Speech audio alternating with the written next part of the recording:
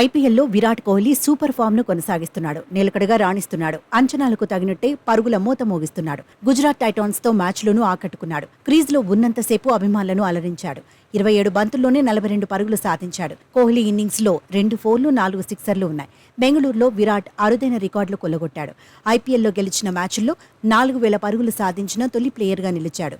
సరికొత్త చరిత్ర సృష్టించాడు. విజయాల్లో ఎక్కువ రన్స్ చేసిన ఆటగాళ్ల జాబితాలో విరాట్ టాప్లో నిలిచాడు. ఇప్పటి వరకు 4039 రన్స్ సాధించాడు. ఈ లిస్టులో శిఖర్ ధవన్ 3945 రన్స్తో రెండో స్థానంలో ఉన్నాడు.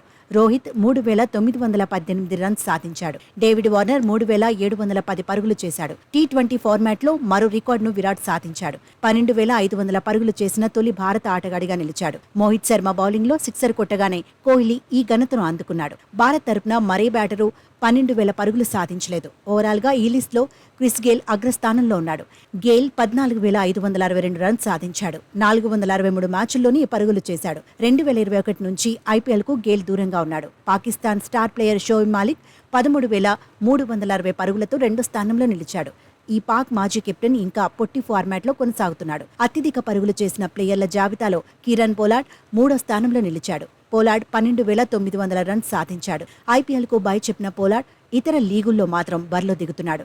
భారత ఆటగాళ్ల లెక్కలు చూస్తే విరాట్ తర్వాతి స్థానంలో రోహిత్ శర్మ ఉన్నాడు. రోహిత్ 424 మ్యాచ్ల్లో 11482 రన్స్ చేశాడు. పంజాబ్ కింగ్స్ కెప్టెన్ శిఖర్ ధవన్ మూడో స్థానంలో ఉన్నాడు.